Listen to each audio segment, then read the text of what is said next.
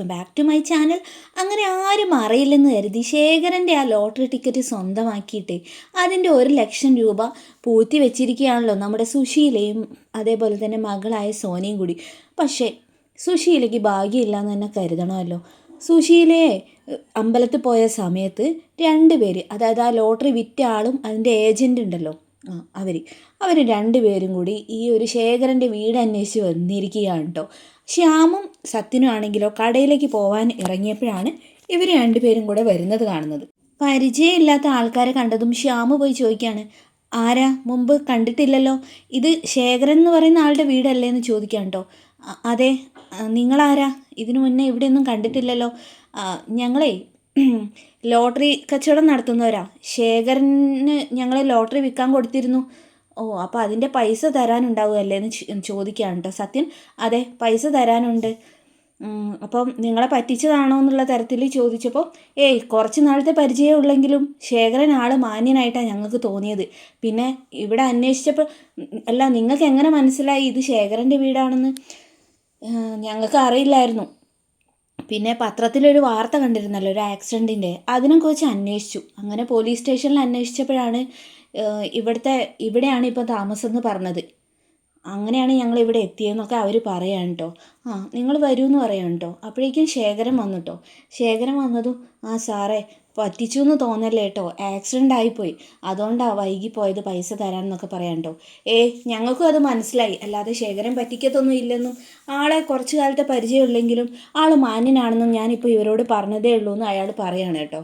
അങ്ങനെ ശേഖരൻ പെട്ടെന്ന് തന്നെ ശ്യാമിനോട് പറയാം, മോനെ ഇവരെ ഒന്ന് അകത്തേക്ക് ഇരുത്ത്, ഞാൻ ഇപ്പോൾ വന്നേക്കാന്ന് പറഞ്ഞിട്ട് ആ ലോട്ടറീൻ്റെ പൈസയൊക്കെ എടുക്കാൻ പോയിരിക്കുകയാണ് കേട്ടോ. അങ്ങനെ ശ്യാമും സത്യനും ആണെങ്കിലോ ആ വന്ന 2 ആൾക്കാരെ അകത്തേക്ക് വിളിച്ചിട്ട് അവിടെ ഇരുത്തുകയും ചെയ്തിട്ടോ. അങ്ങനെ അവരവിടെ ഇരുന്ന സമയത്ത് നമ്മുടെ ശേഖരൻ എന്ത് ചെയ്യാണ്, പോയിട്ട് ആ ടിക്കറ്റ് വിറ്റിട്ടുള്ള പൈസ, അതായത് പറഞ്ഞു 30,000 രൂപയാണ്, കുറച്ച് ടിക്കറ്റ് മാത്രമേ വിൽക്കാൻ ബാക്കി ഉണ്ടായിരുന്നുള്ളൂ, അതുകൊണ്ട് തന്നെ അതിൻ്റെ പൈസ 30,000 രൂപയാണ്, അതിൽ എൻ്റെ കമ്മീഷൻ 2,000 എടുത്തിട്ട് ബാക്കിയുള്ള പൈസ ഇതുണ്ടെന്ന് പറഞ്ഞിട്ട് അവർക്ക് കൊടുക്കുകയാണ് കേട്ടോ. അങ്ങനെ അവരത് വാങ്ങുകയും ചെയ്തു കേട്ടോ. അപ്പം മറ്റൊരു സന്തോഷ വാർത്തയും കൂടി ഉണ്ട്. നിങ്ങളെ വിറ്റ ഒരു ടിക്കറ്റിന് 5ാം സമ്മാനം ഉണ്ട്, 1,00,000 രൂപ എന്ന് പറയാൻ കേട്ടോ. അത് കേട്ടതും സോന അവിടേക്ക് വന്നിട്ടോ. ഇവർ ലോട്ടറി കച്ചവടക്കാരാണെന്ന് മനസ്സിലായതും സോനയ്ക്ക് ആകെ ടെൻഷനായിട്ടോ. സോനയുടെ മുഖം കണ്ടതും സത്യനും ശ്യാമിനും ഇതിൽ എന്തൊക്കെയോ ഒരു തട്ടിപ്പുണ്ടെന്നും സോന എന്തൊക്കെയോ പേടിക്കുന്നുള്ളതും അവളുടെ മുഖഭാവത്തു നിന്നും അവർക്ക് മനസ്സിലാവുന്നുണ്ട് കേട്ടോ. അവരാണ് ഇടയ്ക്കിടയ്ക്ക് സോനയുടെ മുഖം ശ്രദ്ധിക്കുന്നുണ്ട്. സോന ആകെ വിളറിങ്ങായിട്ട് നിൽക്കുകയാണ്. ആ സമയത്താണ് പറഞ്ഞത്, ഇങ്ങനെ ശേഖരൻ്റെ കയ്യിൽ ബാക്കി വന്ന ടിക്കറ്റിനാണോ അതോ വിറ്റുപോയ ടിക്കറ്റിനാണോ പ്രൈസ് അടിച്ചതെന്ന് അറിയില്ലല്ലോ എന്ന് സത്യനൊക്കെ പറഞ്ഞപ്പോൾ, അതെന്തായാലും ശേഖരൻ അത്രയ്ക്ക് ഭാഗ്യമില്ല, കാരണം അത് ഏതോ ഒരു സ്ത്രീക്കാണ് അടിച്ചത്. 2 സ്ത്രീകൾ വന്നിട്ട് എൻ്റെ കടയിൽ നിന്ന് അത് എന്താ പറയുക പൈസ അവർ വാങ്ങിക്കുകയും ചെയ്തിട്ടുണ്ടെന്ന് പറയാൻ കേട്ടോ. അത് കേട്ടതും നമ്മുടെ സോനയ്ക്ക് പിന്നെയും ടെൻഷൻ കൂടുകയാണ് കേട്ടോ. പക്ഷേ ആ ടിക്കറ്റിൻ്റെ ആ ഒരു മുറിച്ചെടുക്കുന്ന സാധനം ഉണ്ടല്ലോ, സ്ലിപ്പ്, അതിൻ്റെ ബാക്കി തന്നു കഴിഞ്ഞാൽ അതിൻ്റെ കമ്മീഷൻ 5,000 രൂപ ഉണ്ടാവും, അത് തന്നേക്കാന്ന് പറയാൻ കേട്ടോ. അപ്പം ശേഖരന് ആകെ ടെൻഷനാവാണ് കേട്ടോ. അയ്യോ അത് വേണ്ട സർ, അതൊന്നും എനിക്ക് വേണ്ടാന്ന് പറയുകയാണേ. എന്നാൽ പിന്നെ ഇയാൾക്ക് എടുക്കാമല്ലോ, എന്നാലും ആ സാധനം എടുത്തുകൊണ്ട് വരാൻ പറയാൻ കേട്ടോ. അപ്പോൾ ശേഖരൻ പറഞ്ഞു, അത് കിട്ടത്തില്ല സർ, അത് കത്തിപ്പോയി. കത്തിപ്പോയോ? അതെ സാർ എന്ന് പറഞ്ഞ് ശേഖരൻ ഇങ്ങനെ വിഷമിച്ച് നിൽക്കുന്ന സമയത്ത് സോനേൻ്റെ മുഖം കണ്ടതും സത്യം ചോദിച്ചു, സോനെ നിനക്കിതിനെ പറ്റി വല്ലതും അറിയുമെന്ന് കേട്ടോ. അപ്പം സോന പറയാണ്, അത് പിന്നെ ഏട്ടാ, ഈ ലോട്ടറി കച്ചവടമൊക്കെ നമ്മുടെ വീടിന് നാണക്കേട് ഉണ്ടാക്കുന്നും പറഞ്ഞിട്ടേ അമ്മ അതെല്ലാം വാങ്ങി കത്തിച്ച് കളഞ്ഞു എന്ന് പറയാൻ കേട്ടോ. അത് കേട്ടതും നമ്മുടെ ശേഖരനും ഒന്നും പറയാതെ നിൽക്കുകയാണേ. ഇപ്പോൾ കാര്യങ്ങളൊക്കെ ഏറെക്കുറെ നമ്മുടെ ശ്യാമിനും അതേപോലെ തന്നെ സത്യനും മനസ്സിലായിട്ടുണ്ട് കേട്ടോ. ആ ലോട്ടറി വെച്ചിട്ടാണ് നമ്മുടെ സുശീല തന്നെയായിരിക്കും പൈസ വാങ്ങിയിട്ടുണ്ടാവുക എന്നുള്ള കാര്യം കേട്ടോ. സംഭവമൊന്നും അറിയാതെ നിൽക്കുന്നത് ശേഖരനാണേ. ഇതേ സമയത്ത് സുശീലയാണെങ്കിലോ അമ്പലത്തിൽ പോയിട്ട് പ്രാർത്ഥിക്കുകയാണ് കേട്ടോ. എന്താ പ്രാർത്ഥിക്കുന്നതെന്ന് വെച്ചാൽ, ശേഖരനെ ഒഴിവാക്കാൻ വേണ്ടി ഞാൻ 50,000 രൂപ ചിലവാക്കി, പക്ഷേ ദൈവം എനിക്ക് 1,00,000 രൂപ തന്ന് എന്നെ സഹായിച്ചു. അങ്ങനെ ആ ബാധ്യത തീർന്നു. ഇനി ആ ശേഖരനെ 10 ദിവസത്തിനുള്ളിൽ എങ്ങനെയെങ്കിലും എൻ്റെ വീട്ടിൽ നിന്ന് ഒന്ന് കെട്ടിച്ച് കൺകാണാ സ്ഥലത്തേക്ക് പറഞ്ഞു വിട്ട് കഴിഞ്ഞാൽ 101 നെയ്വിളക്ക് എന്തോ നേർന്നിട്ടോ. അങ്ങനെ അമ്പലത്തിൽ പോയി പ്രാർത്ഥിച്ച് ഇറങ്ങുമ്പോഴാണ് നമ്മുടെ അനന്തമാഷ ആൽത്തറയിൽ ഇരിക്കുന്നത് കണ്ടത്. ഓ, എവിടേക്ക് തിരിഞ്ഞാലും ഈ മനുഷ്യനെ മാത്രമേ കാണാനുള്ളൂ, എൻ്റെ ജീവിതം കുട്ടിച്ചോറാക്കാൻ വന്നവെന്നൊക്കെ സുശീല പ്രാഗിക്കൊണ്ട് ചെല്ലുകയാണേ. ഓ മാഷോ, അല്ല മാഷേ, മാഷിപ്പം പഞ്ചരത്നമൊക്കെ വിട്ടിട്ട് മാഷിൻ്റെ അനുവിന് കൊടുത്ത വീട്ടിൽ തന്നെ സ്ഥിരതാമസമാക്കിയോ? അങ്ങനെയൊന്നുമില്ല സുശീലേ, എന്നെ എവിടെയാണോ ആവശ്യമുള്ളത് ഞാൻ അവിടെ ഉണ്ടാവും. അല്ലാതെ പിന്നെ പഞ്ചരത്നത്തെ തന്നെ പെറ്റി കിടന്നിട്ട് ഇപ്പോൾ പ്രത്യേകിച്ച് കാര്യമൊന്നുമില്ലല്ലോ, മാഷിൻ്റെ മക്കളൊക്കെ പല വഴിക്ക് പോയില്ലേ എന്നൊക്കെ ചോദിച്ച് സുശീല കളിയാക്കുക കേട്ടോ. അത് കേട്ടതും മക്കളെയും മരുമക്കളെയും ഒന്നും കണ്ടിട്ട് കാര്യമില്ല, അക്കാര്യത്തിൽ സുശീല ഭാഗ്യവതിയാണ് എന്തായാലും എന്ന് പറയാം കേട്ടോ. അത് കേട്ടതും സുശീല പറഞ്ഞു, എൻ്റെ ഭാഗ്യം കൊണ്ട് മാത്രമല്ല, എൻ്റെ വളർത്തു ഗുണം. പിന്നെ മക്കളെ എങ്ങനെ ചൊൽപ്പടിക്ക് നിർത്തണമെന്നേ ഞാനേ നല്ലോണം പഠിച്ചിട്ടുണ്ടെന്നും സുശീല പറയാം കേട്ടോ. ഓ, അതിന് ഞാൻ നിൻ്റെ മക്കളുടെ കാര്യമല്ല സുശീലയെ പറഞ്ഞത്, പിന്നെയെന്ന് സുശീല ചോദിക്കാം കേട്ടോ. ഈ വയസ്സാം കാലത്ത് നിന്നെ തേടി നിന്ന നിൻ്റെ ഭർത്താവിൻ്റെ കാര്യമാണ്. മക്കളും മരുമക്കളും ഒന്നും നിൻ്റെ കൂടെ എല്ലാ കാലവും ഉണ്ടാവുമെന്ന് പറയാൻ പറ്റില്ല. പക്ഷേ ശേഖരൻ നിന്നെ വിട്ട് ഒരു സ്ഥലത്തേക്കും പോകത്തില്ല സുശീലെ, അതാ നിൻ്റെ ഭാഗ്യം, അതാ നീ തിരിച്ചറിയേണ്ടതെന്ന് പറഞ്ഞപ്പോൾ സുശീല, ഓ ഒരു ഭാഗ്യം, ദേ മാഷേ ചുമ്മാ എന്നെ കൊണ്ടൊന്നും പറയിപ്പിക്കരുത്. അയാൾ എങ്ങനെയെങ്കിലും ഒന്ന് ഒഴിഞ്ഞു പോകാൻ വേണ്ടിയേ ഇപ്പം പ്രാർത്ഥിച്ച് വഴിപാട് നടന്ന് വരുന്ന വഴിയൊക്കെ ഞാൻ. അപ്പോഴാണ് മാഷിൻ്റെ ഒരു ഉപദേശം എന്നൊക്കെ പറയാൻ കേട്ടോ.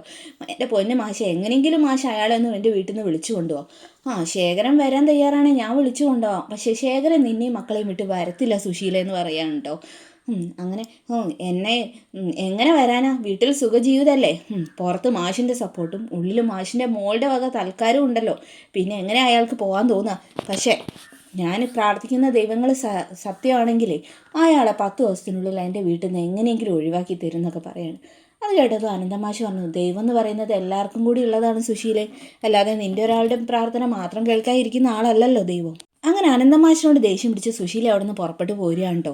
തലേന്ന് രാത്രിയാണെങ്കിലോ സോന സുശീലയുടെ അടുത്ത് പറഞ്ഞിരുന്നു, അമ്മേ ഈ ഒരു ലോട്ടറിൻ്റെ കാര്യവും ആ ശേഖരൻ്റെ കയ്യിൽ നിന്നുള്ള ലോട്ടറി അടിച്ചു മാറ്റിയിട്ടാണ് ഈ 1,00,000 രൂപ, ആ പൈസ അടിച്ചു മാറ്റിയിട്ടാണ് ഈ 1,00,000 രൂപ അമ്മ കൈക്കലാക്കിയത് എന്നുള്ള കാര്യം ആരും അറിയരുത് എന്നുള്ള കാര്യം സോന വീണ്ടും വീണ്ടും സുശീലയെ ഓർമ്മിപ്പിച്ചിരുന്നു കേട്ടോ.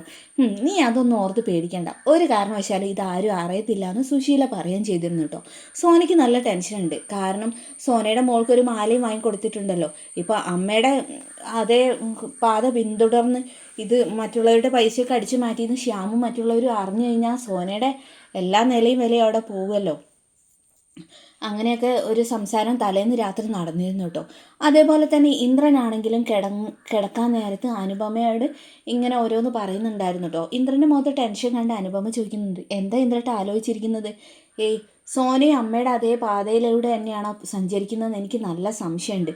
അവളോടെ ഞാൻ ശേഖരൻ, അതായത് അച്ഛന് വെള്ളം കൊടുക്കാൻ പറഞ്ഞപ്പം ഇത് അച്ഛനാവണമെങ്കിൽ അമ്മ അത് പറയണം എന്നുള്ള രീതിക്കൊക്കെ സോന സംസാരിച്ചൊക്കെ ഇന്ദ്രൻ്റെ മനസ്സിലേക്ക് ഇങ്ങനെ വരികയാണ് കേട്ടോ.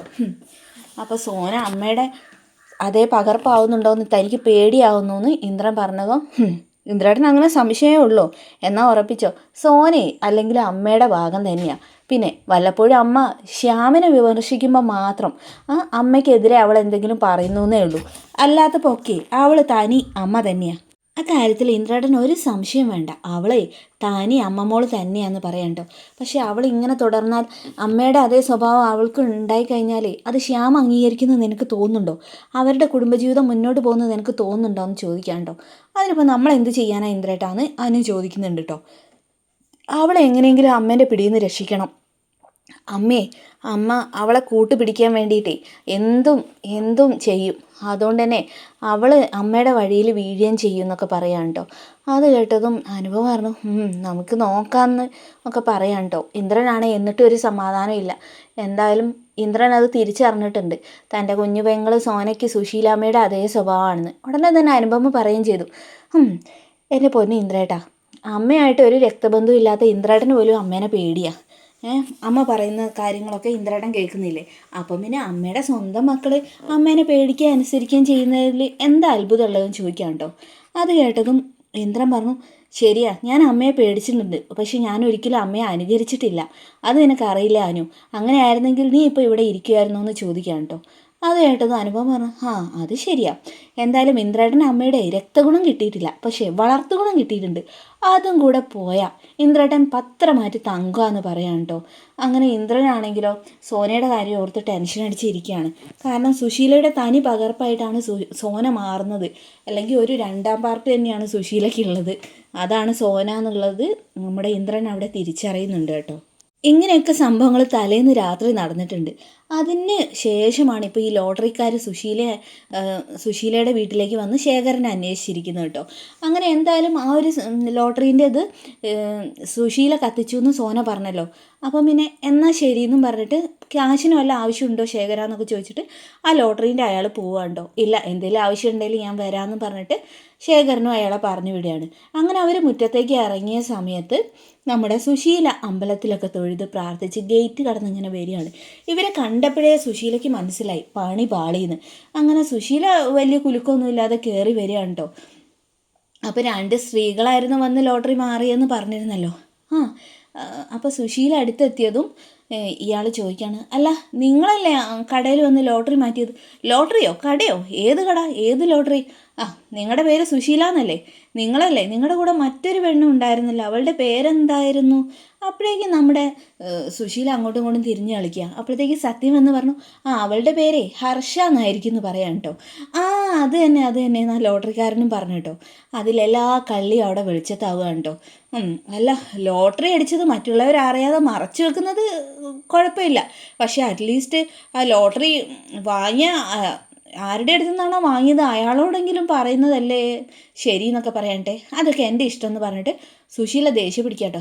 എന്നാൽ വാടാന്ന് പറഞ്ഞിട്ട് ലോട്ടറിക്കാർ 2 പേരും പോവുകയും ചെയ്തു കേട്ടോ. അങ്ങനെ സുശീല ഒരു കൂസലും ഇല്ലാതെ അകത്തേക്ക് കയറി പോകാൻ നോക്കുമ്പോൾ സോന അവിടെ വരണ്ട് നിൽക്കുക കേട്ടോ. അപ്പോൾ സത്യം പറയാണ്, അമ്മയൊന്നും അവിടെ നിന്നേ.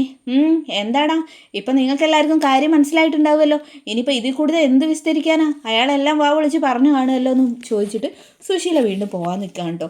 എന്തായാലും സുശീലയുടെ ഈ കള്ളക്കളിയും ചതിയും വഞ്ചനയും മറ്റുള്ളവരുടെ സ്വത്തും സാധനങ്ങളും അടിച്ചു മാറ്റുന്ന സ്വഭാവവും ഒക്കെ മക്കളും മരുമക്കളും എല്ലാവരും അറിഞ്ഞിരിക്കുകയാണ് കേട്ടോ. ഇനിയിപ്പോൾ ഇന്ദ്ര മാത്രമേ ഇത് അറിയാത്തുള്ളൂ. ഇന്ദ്രനും അനുപമയും അവരോടും കൂടി ഇവർ പറയുകയും ചെയ്യും, ശ്യാമും സത്യനും. അതൊന്നല്ല ഇപ്പോൾ ഇവിടെ വിഷയം. നമ്മുടെ സോന ഇതിനെല്ലാം കൂട്ടു നിൽക്കുകയും അതിൻ്റെ പങ്ക് പറ്റുകയും ചെയ്തു എന്ന് അറിയുമ്പോഴാണ് എല്ലാവരും സോനയ്ക്കും അമ്മയുടെ അതേ സ്വഭാവമാണെന്നുള്ള കാര്യം തിരിച്ചറിയുന്നത്.